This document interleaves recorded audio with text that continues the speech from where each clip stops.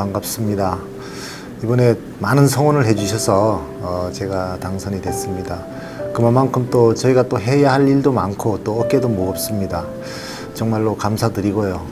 전 읍면에서 고루고루 이렇게 성원과 지지를 보내주셔서 아마 저에게도 큰 힘이 되고 아마 또 앞으로 저에 대해서 거는 기대도 아마 많으리라고 봅니다. 열심히 하겠다는 말씀으로 인사를 올리겠습니다.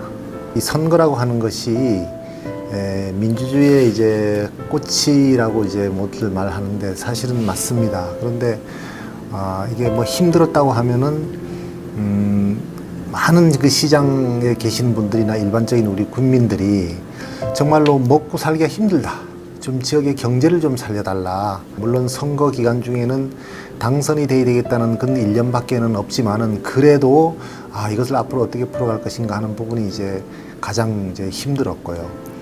그 다음에 또 말씀하신 그런 부분에 대해서는 어찌 보면은 이 선거가 이 민심을 이제 갈라야 되는 뭐 이런 부분에 앞으로 참 괜히 이렇게 편하게 우리가 사는 이런 부분을 가지고 또 저 이쪽 편과 저쪽 편과 제도적으로 그렇게 갈라야 되는 그런 부분이 정말로 좀 힘들었고 앞으로 또 제가 또 바로 또 시급히 봉합해야 할 과제가 아닌가 이렇게 생각을 하고 있습니다. 우선 이제 공약은 뭐 여러 가지가 있습니다만은 그 경제 문제를 제가 중점을 두었습니다. 그 경제 문제를 하는 것이 결과적으로 이제 우리가 먹고 사는 문제인데요. 정서는 이제 폐광 지역과 농촌 지역을 이제 양분해서 말씀을 드릴 수가 있습니다. 우선 폐광 지역의 이제 경제 주체는 어디까지나 우리가 강원랜드라고 보고 있는데요. 강원랜드를 저희가 95년도에 3.3 투쟁이라는 결과물에 의해서 정부로부터 그야말로 내국인 출입 카지노가 가능한 종합 리조트를 이제 이렇게 얻어냈는데요. 여기에 대한 규제가 폐특법 취지와는 좀 다소 좀 동떨어지게 규제가 너무 심하기 때문에 이것이 지역 경제와 접목이 되지 않는다는 부분입니다. 예를 든다면은 총량 매출제라는 것을 만들어서 일정 부분 1년에 뭐 1조 2천억 내지 1조 3천억 이렇게만 카지노가 그 수익을 내면 더 이상 내지 못하게 하는 이런 이제 제도를 가지고 있습니다. 저는 그 부분이 못마땅하다. 왜냐하면은 이것을 프리하게 이렇게 놔둬야지만은 거기다 오는 수익금을 가지고 재투자가 되고 그렇게 되면은 고용도 늘어날 것이고 시설도 투자가 될 것이고 그 다음에 많은 관광객이 찾아와서 고안과 사복과 남면 등 그 폐광 지역의 이제 시장 경제를 주도할 수가 있음에도 불구하고 너무 규제가 심하다. 또 최근에 와서는 레저세를 도입한다는 문제인데 이것도 현재 뭐 경마나 경륜이나 경정이나 이런 데는 물론 하고 있지만 새로이 또 이 세수 증대를 위해서 이렇게 한다는 부분에 대해서도 제가 마땅하지 못하다. 그래서 일단은 폐광 지역의 경제와 일자리에 대해서는 강원랜드가 좀 더 자율적으로 기업 윤리에 맞게 일을 할 수 있도록 정부가 좀 규제를 좀 완화해야 되겠다. 이런 문제를 가지고 있고요. 그 다음에 농촌 지역에 대해서는 농가에 대해서 우선 그 농사를 짓는 부담을 좀 줄여야 되겠다. 그런 의미에서 지금까지 해오다 중단된 화학비료 공급에 대한 그 가격 부분, 그 부분에 대해서 15% 정도를 저는 내년 예산에 편성을 하려고 합니다. 도움을 주는 쪽으로. 그러면은 1년에 이제 보통 농사를 어느 정도 짓는다고 하면은 화학비를 한 200포 정도 이렇게 사용하고 있는데 그럼 포당 현재 가격이 12,000원에서 14,000원 정도로 계산하면은 15%면 한 2,000원 정도가 이제 비용이 절감이 되겠죠. 그러면은 1년에 한 40만 원 정도, 제 임기 중에 한 150만 원 내지 많게는 한 200만 원 정도 개별 농가의 이익이 되는, 그러니까 부담이 줄어드는 뭐 이런 이제 계획을 가지고 있고요. 그 다음에 농산물 최저 가격 보장제를 시범적으로 도입을 하려고 합니다. 이렇게 해서 이 등락폭을 좀 줄이면서 안정적으로 농사를 지을 수 있는 그런 제도적 장치를 이제 지금 이것은 뭐 각종 그 농업인 단체나 또 그 농민회 쪽에서나 이렇게 많이 이제 요구를 하고 있는데 이 제도도 잘 다듬어서 시범적으로 시행을 하고 앞으로 좀 더 이제 확대해 나가는 이런 계획을 가지고 있고요. 그 다음에 또 농업이 이제 좀 전향적으로 6차 산업이라고 해서 생산과 마케팅과 가공을 이제 함께 하는 이제 부분인데 이 6차 산업을 발전을 시켜서 뭔가 좀 선진화된 그러한 그 상품 가치가 정말로 극대화된 이러한 농업으로 육성시켜야 되겠다. 그렇다면 결과적으로는 마케팅과 그다음에 가공 이런 쪽에다 좀 중점을 줘야 되겠다는 이제 말씀을 드릴 수가 있고요.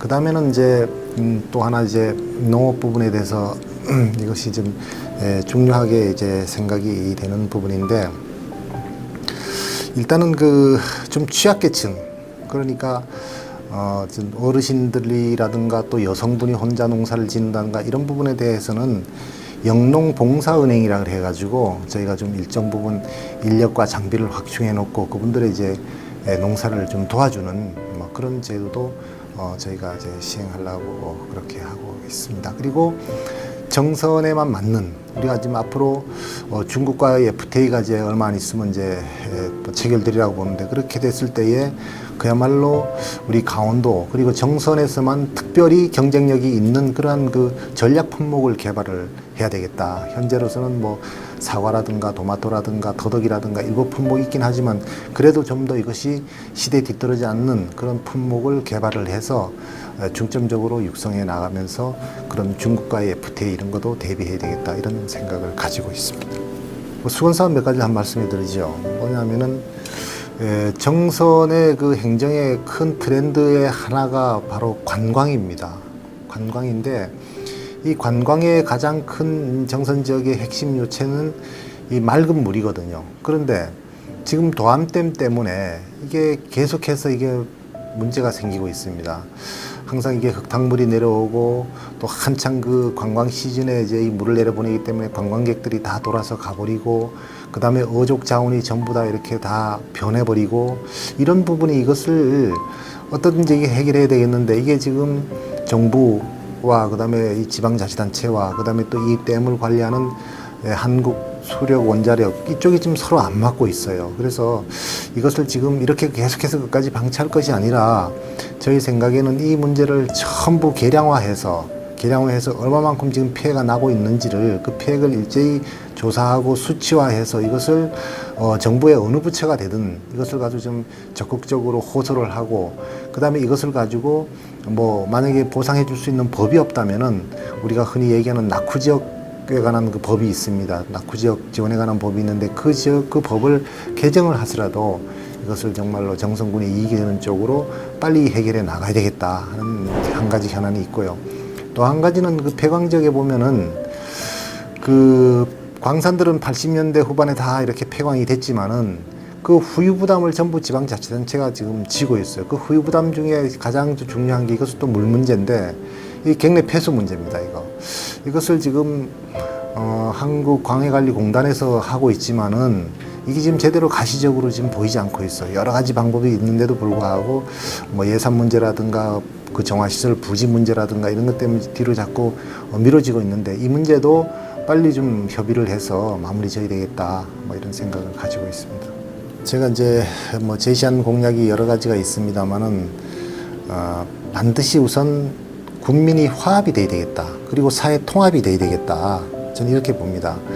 지역 개발도 매우 중요하지만은 우리가 국민이 정신적인 지주가 될 수 있는 어떤 통합과 화합이 되지 않는 한은 아무리 좋은 정책을 내놔도 이것은 반쪽 정책이 될 수밖에 없습니다. 그렇기 때문에 제가 국민 화합을 위해서 그리고 또 사회적 통합을 위해서 일정한 기구를 만들고, 그 기구 안에서 모든 지역의 갈등 요소들이 논의가 되고, 그 논의된 그 갈등 요소들이 또다시 이제 의회를 통해서 보고가 되고, 그 다음에 국민의 어떤 화합 잔치를 통해서 해소가 되는 이러한 기틀을 하나하나 이제 마련해 나갈 계획을 가지고 있습니다. 앞부분에 말씀드린 내용과 좀 이제 일맥상통하게 되는데요.